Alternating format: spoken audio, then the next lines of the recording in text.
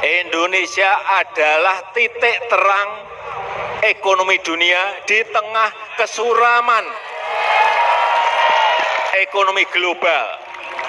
Indonesia adalah titik terang ekonomi dunia di tengah kesuraman ekonomi global. Ini kita harus bangga.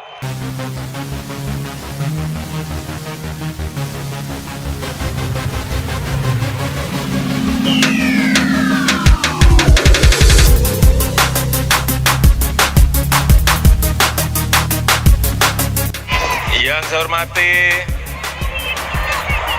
para ketua dan seluruh jajaran pengurus, relawan, Bapak Ibu, saudara-saudara, seluruh relawan dari seluruh penjuru tanah air, hadirin dan undangan yang berbahagia.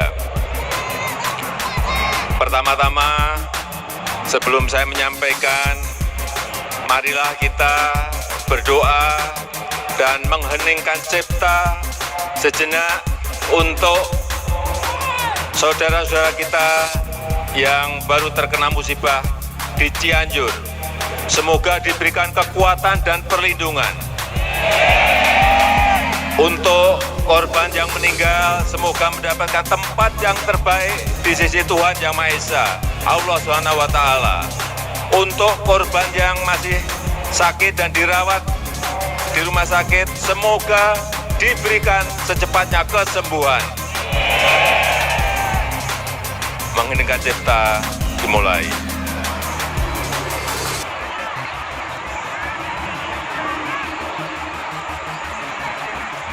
Selesai. Selamat pagi. Selamat pagi. Kurang semangat, selamat pagi. Pagi hari ini saya sangat senang sebagai keluarga besar relawan. Pagi hari ini kita bisa bertemu, bisa bersilaturahmi dalam rangka konsolidasi.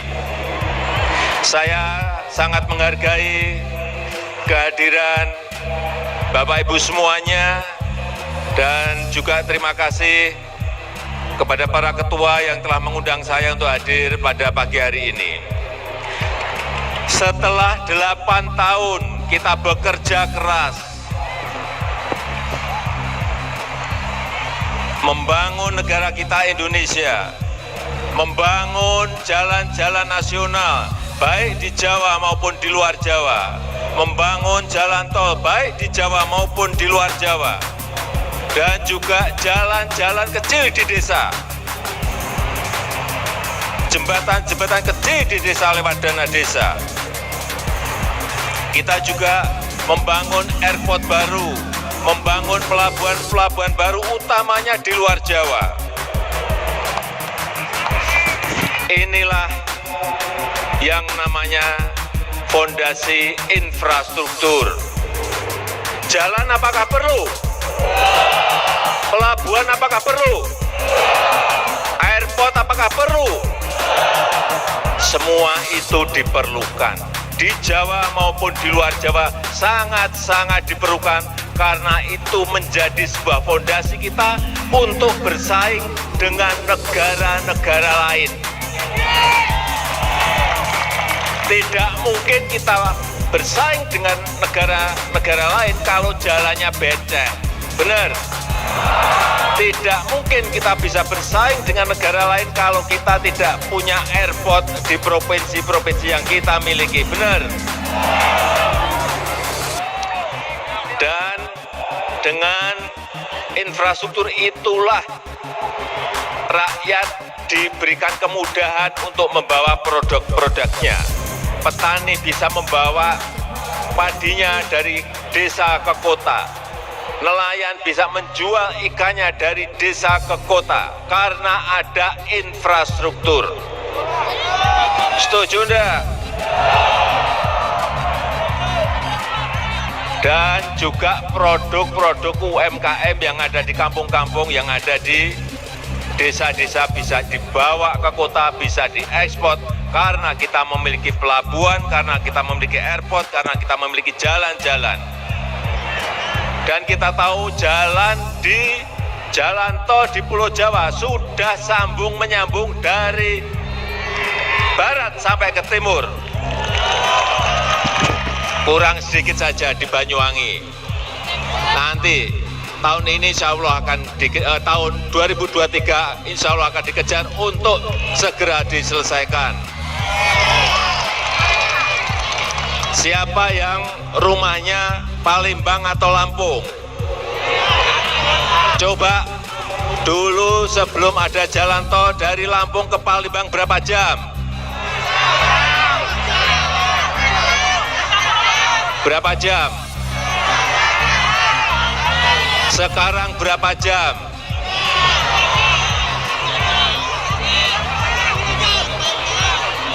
Bisa separuhnya. Karena kecepatan, oleh sebab itu kecepatan logistik, kecepatan mobilitas orang dan barang itu bisa dipercepat. Kita juga telah membangun bendungan-bendungan plus irigasinya. Sampai akhir tahun ini 38 bendungan besar yang kita bangun. Ini untuk siapa? Untuk para petani di desa-desa kita. 74.800 desa yang kita miliki. Dan pembangunan, sekali lagi ingin saya sampaikan, pembangunan tidak Jawa sentris, tidak hanya di Jawa, tetapi pembangunan juga dilakukan di luar Jawa, dan justru sekarang lebih banyak yang di luar Jawa. Bapak Ibu setuju? Karena kita ini memiliki sekarang 38 provinsi, memiliki 514 kabupaten dan kota, memiliki 17.000 pulau. Jadi kalau yang dibangun hanya Jawa, yang di luar Jawa akan merasakan tidak adanya pemerataan. Betul enggak? Dan pembangunan infrastruktur itu akan menumbuhkan titik-titik pertumbuhan ekonomi yang baru. Akan ada titik-titik pertumbuhan ekonomi baru. Saya berikan contoh di Mandalika. Dulunya Mandalika itu memang pantainya cantik, tapi karena tidak ada infrastruktur, tidak disiapkan dengan baik. Tetapi setelah adanya sirkuit MotoGP, sekarang Mandalika menjadi titik pertumbuhan ekonomi baru.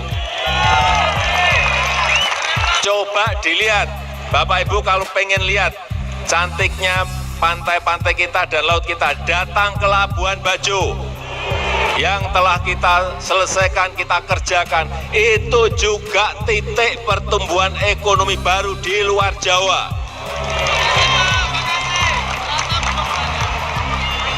Juga di Likupang, meskipun belum selesai, tetapi kita harapkan tahun depan akan diselesaikan. Likupang di Sulawesi Utara.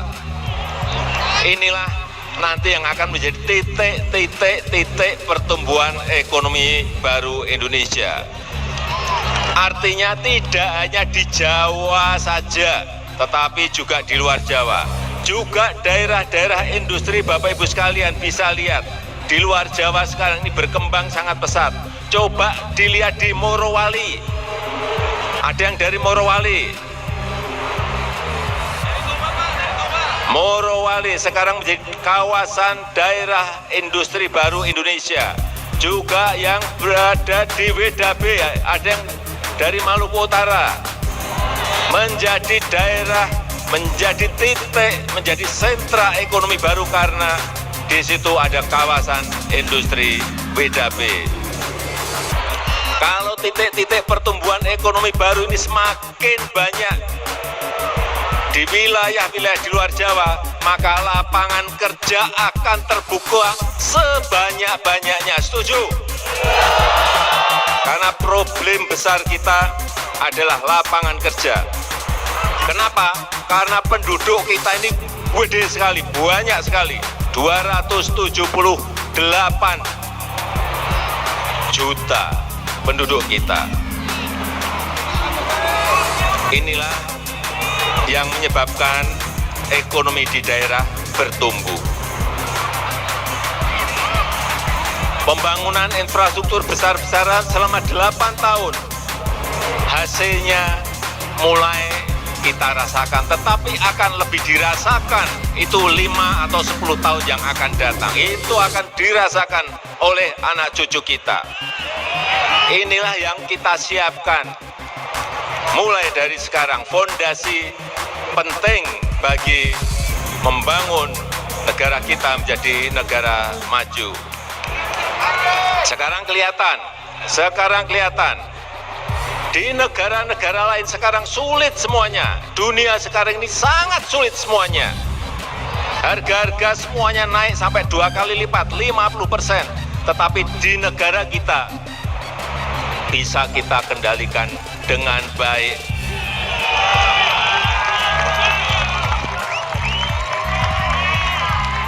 Bisa kita kendalikan dengan baik.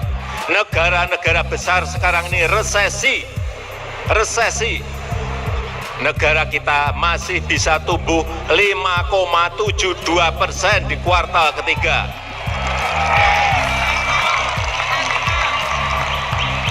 Hati-hati, kita semuanya tetap harus waspada, tetap hati-hati. Waspada dan hati-hati karena resesi global ini sulit dihitung, sulit diprediksi, sulit dikalkulasi. Oleh sebab itu kehati-hatian kita, kerja keras kita semuanya harus terus kita lakukan.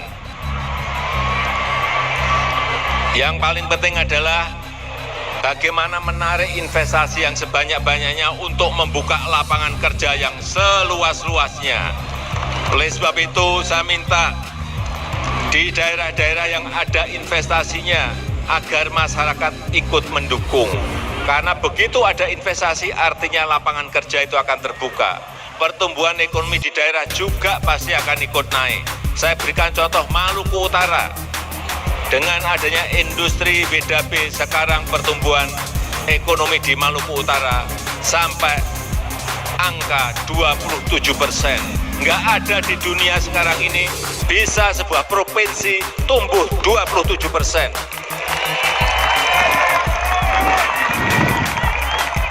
Dan kemarin saat G20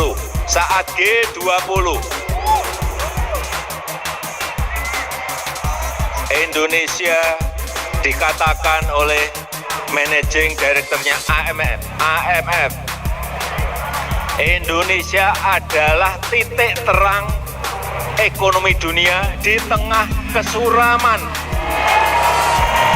ekonomi global. Indonesia adalah titik terang ekonomi dunia di tengah kesuraman ekonomi global. Ini kita harus bangga. Karena semua negara sulit. Karena pandemi yang belum selesai, adanya krisis pangan, adanya krisis energi, adanya perang di Ukraina, adanya krisis keuangan, semuanya sekarang negara itu sulit semuanya. Kita patut bersyukur, wajib bersyukur karena negara kita masih bisa tumbuh sekali lagi 5,72%. Dan saat G20, Indonesia juga berhasil menjadi jembatan dari negara-negara yang saling berselisih. Kita berada di tengah, bisa menjadi jembatan, bisa diterima dari sini, bisa diterima dari sana, bisa diterima sebelah kanan, bisa diterima sebelah kiri. Artinya apa? Kepemimpinan global Indonesia sekarang ini berada pada titik puncaknya.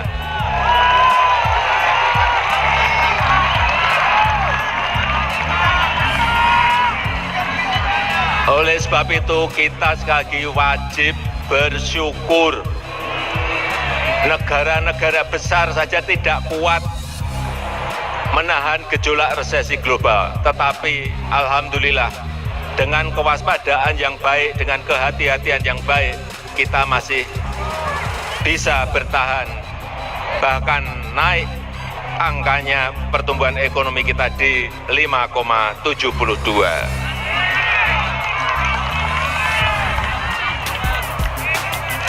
Alhamdulillah, kita patut bersyukur. Ini kita tidak sombong, tapi kita dipuji di mana-mana.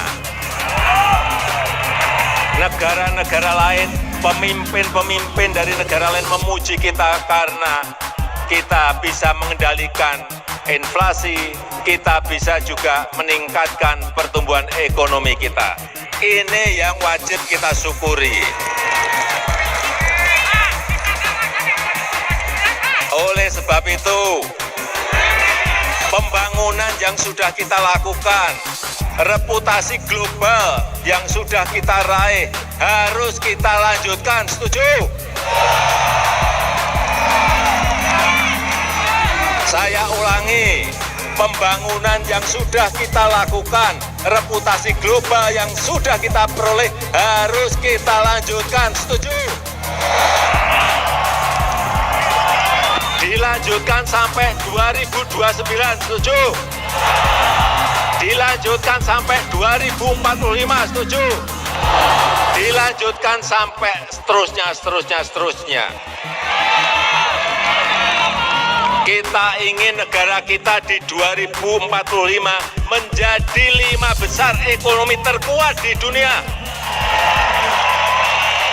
Kalau kita konsisten bekerja keras, kalau kita berani memutuskan dan tidak takut terhadap negara manapun, saat kita menstop ekspor bahan mentah nikel, kita dibawa ke WTO, baru 2 bulan yang lalu kita kalah. Tapi keberanian kita menghilirisasi bahan-bahan mentah, itulah yang akan terus kita lanjutkan meskipun kita kalah di WTO. Kita ingin GDP ekonomi kita bisa mencapai nantinya 7 triliun US dollar di 2045. Artinya kita sudah menjadi negara maju. Tapi ini tidak mudah. Butuh kerja keras.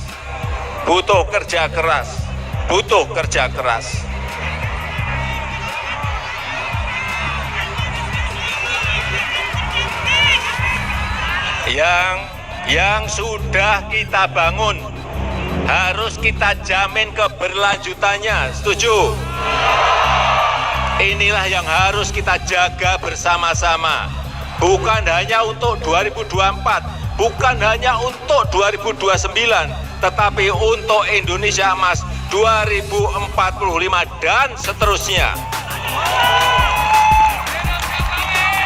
Oleh karena itu, jangan hanya karena kepentingan sesaat, karena kepentingan jangka pendek, jangan karena kepentingan politik, kemudian lupa menjaga keberlanjutan pembangunan yang setelah kita mulai. Kemudian menjaga juga, jangan lupa menjaga agar yang sudah di jalur yang tepat ini, yang sudah on the right track ini, terus bisa dilanjutkan. Konsekuensinya adalah dalam mencari pemimpin ke depan, pemimpin seperti apa yang kita cari?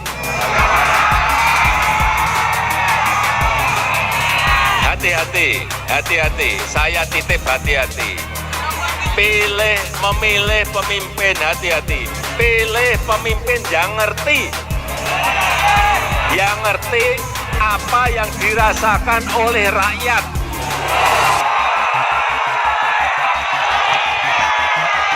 Pilih nanti di 2024, pilih pemimpin yang ngerti tentang apa yang dirasakan oleh rakyat. Setuju? Juga pilih pemimpin yang tahu apa yang diinginkan oleh rakyat, apa yang dibutuhkan oleh rakyat. Setuju? Jangan sampai kita memilih pemimpin yang nanti hanya senangnya duduk di istana yang AC-nya dingin.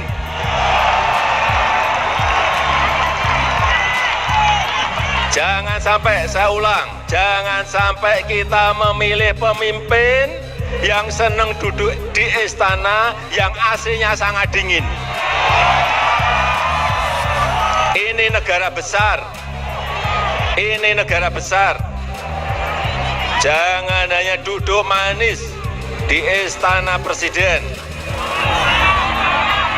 Carilah, saya ingatkan, carilah pemimpin yang senang dan mau turun ke bawah. Yang mau merasakan keringatnya rakyat.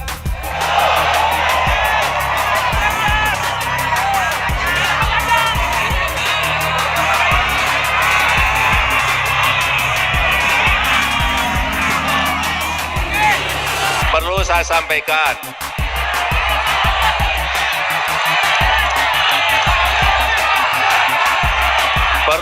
sampaikan,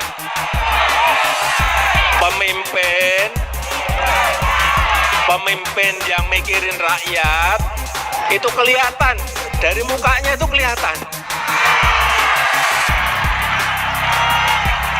dari penampilannya itu kelihatan. Banyak kerutan di wajahnya karena mikirin rakyat. Ada juga yang mikirin rakyat sampai rambutnya putih semua, ada.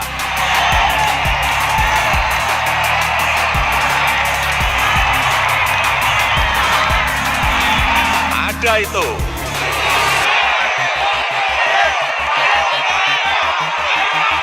Saya ulang, jadi pemimpin yang mikirin rakyat itu kelihatan dari penampilannya, dari kerutan di wajahnya.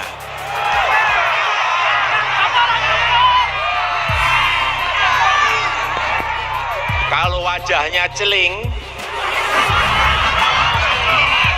bersih, tidak ada kerutan di wajahnya,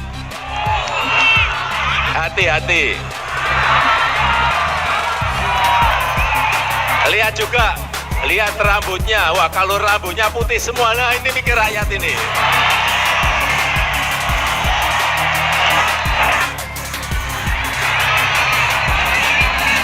Bapak Ibu yang saya hormati, Indonesia ini adalah negara besar. Indonesia adalah negara besar. Indonesia adalah bangsa besar.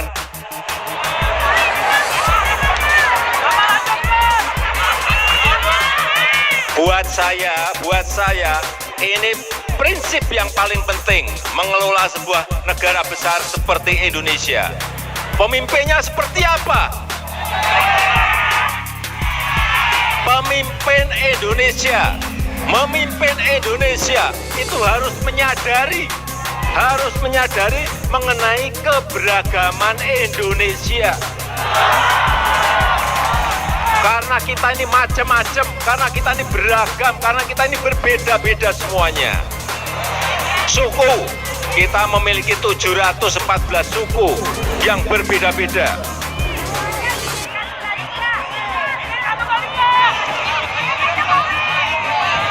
Bahasa daerah, kita memiliki lebih dari 1.300 bahasa daerah yang berbeda-beda. Agama kita juga berbeda-beda. Oleh sebab itu, pemimpin itu sekali lagi harus menyadari mengenai keberagaman Indonesia.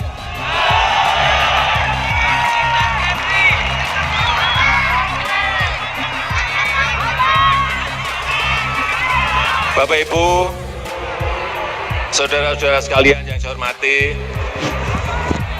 terakhir kita harus yakin akan kemampuan kita sendiri. Sekali lagi, kita harus yakin akan kemampuan kita sendiri.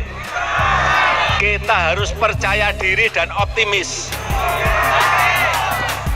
Waktu kemarin di G20, semua lihat kan? Kita mampu berdiri tegak dengan kepala mendongak di antara negara-negara besar dunia. Saya waktu salaman dengan mereka, dengan Presiden Biden, saya juga Presiden Joe Biden, saya salaman juga.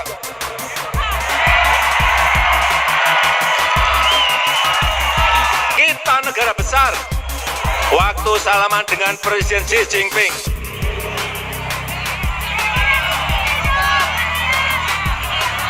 di sana negara besar, kita juga negara besar, saya salaman juga begini.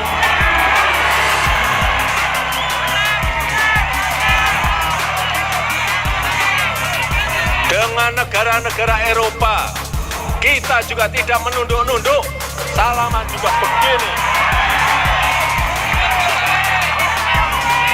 Kita harus percaya diri dan optimis, mampu berdiri tegak dengan kepala mendongak, menunjukkan bahwa kita adalah bangsa besar yang benar-benar memiliki keinginan untuk menjadi negara maju. Dengan kerja keras yang tinggi, dengan kerja keras tanpa lelah, dengan kerja keras tanpa menyerah. Jangan dikit-dikit mengeluh. Jangan dikit-dikit mengeluh. Bukan bangsa pekerja keras itu namanya. Setuju? Semuanya harus bekerja keras, setuju? Semuanya harus bekerja keras tanpa lelah, tanpa menyerah, setuju? Jayalah negeriku, Negara Kesatuan Republik Indonesia NKRI.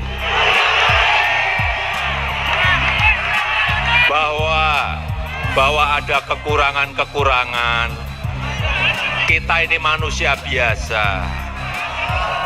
Bahwa perlu ada yang dikoreksi, ya kita harus koreksi karena kita juga manusia biasa yang penuh dengan kekurangan.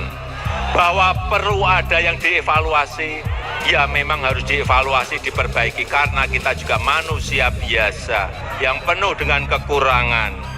Karena juga situasinya juga sekarang ini sangat sulit. Situasi pandemi, situasi ekonomi global, situasi resesi global sangat sulit. Itulah yang harus kita perbaiki. Saya tahu semua yang kita cita-citakan belum semuanya tercapai. Oleh karena itu sekali lagi